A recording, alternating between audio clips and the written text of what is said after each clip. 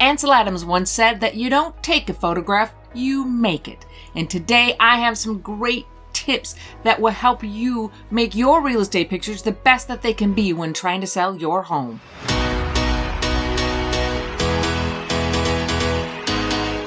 I'm Caroline Reed with The Real Deal, the place to go to get confidence and clarity that you need to make the right real estate decisions. And today we are going to talk about taking photos of your home to post it on MLS when you are trying to sell. Having good pictures of your house is so super important.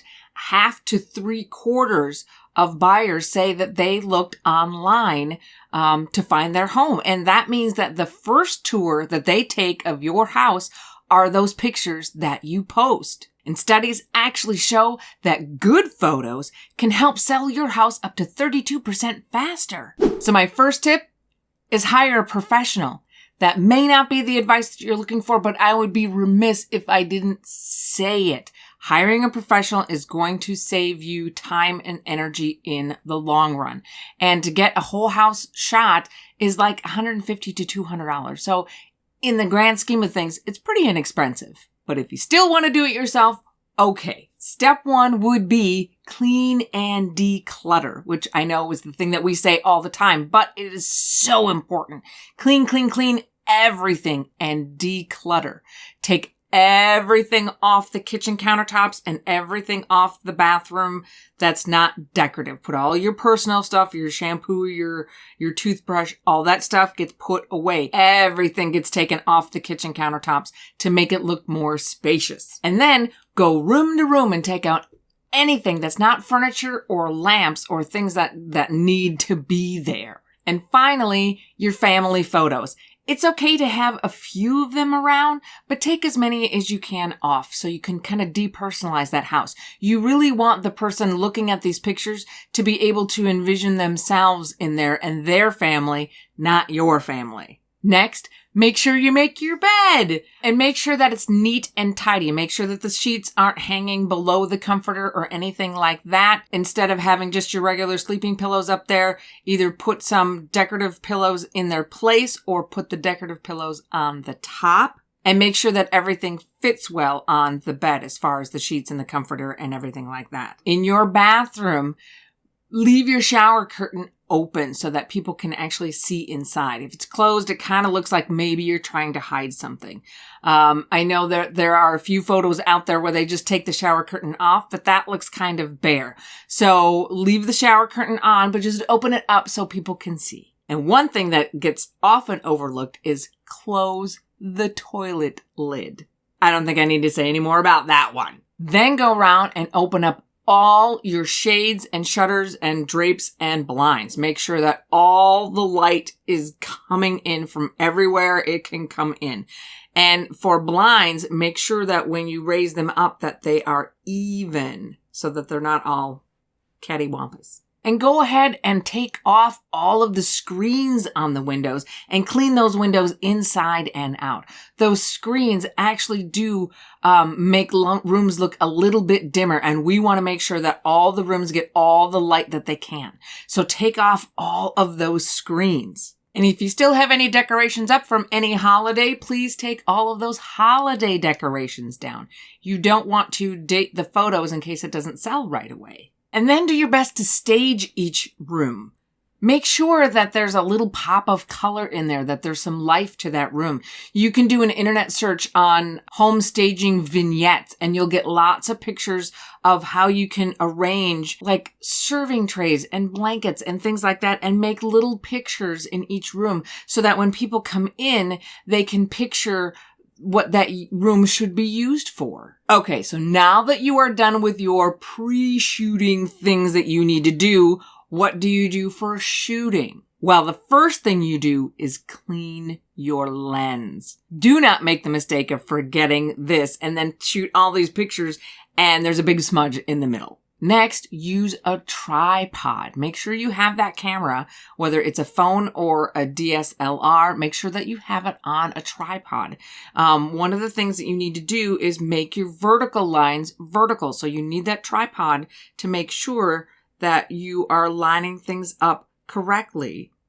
And another thing that you're going to be doing is bracketing exposures. And I'll talk about that in a minute.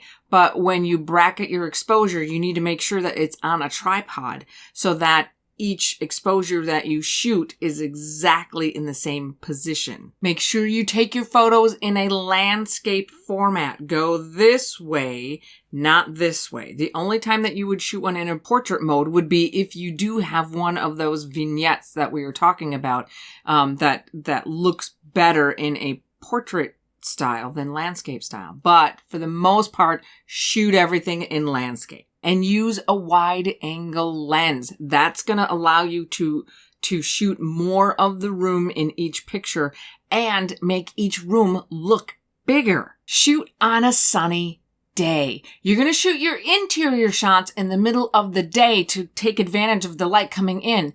Your exteriors, however, that could shift depending on which direction your house faces. If your house faces the east, shoot it in the morning. If it faces west, shoot it in the evening. If it faces north, you're going to shoot it somewhere between 10 and 4 o'clock in the afternoon, in that midday range, depending on where the sun is in the sky. And if it faces south, you're going to shoot either in the morning or the evening, depending on how that sun hits the house. And when you are shooting those interior shots, make sure that you leave any interior doors open so people can kind of see the layout and the flow of the house. They like to see how a house is laid out and how it flows. So leave those doors between the rooms open and make sure that you don't shoot any reflections. Don't get yourself in the mirror when you're in the bathroom, or if you have a mirror in your bedroom, or off of the glass or anything like that. So make sure that you're not catching any reflections. And a good rule of thumb on height is about 5 feet. Now, if you want to get more specific about it, you can shoot like 36 to 48 inches off the ground in the living room, 15 to 20 inches above the surface of a bed, and 15 to 20 inches above the surface of the countertops. That will give your photos the best angle of sight between the floor and the ceiling. And if you have any spectacular views out your windows, make sure that you go outside and take pictures of those panoramas as well. And make sure you take lots of photos. So that way, when you are picking and choosing, you have lots to choose from. Now, earlier I mentioned using a DSLR and bracketing your exposures. What that means is, have you ever seen a picture where you can see you're in a room and you can see the room, but if you look at the window's just white. You can't see anything outside of it. Or vice versa. You can see what's outside the window, but the room is super, super dark. That is poor exposure, and that can be really hard to control in bright sunlight, but you want that sunlight in the room to make the room dark. So what do? You bracket the exposure, and that means taking several photos at different exposures. One on the dark side, one in the middle, one on the light side, minimum. Then you can take it into different photo software programs and merge those photos so that the room is still light, but you can still see outside the window.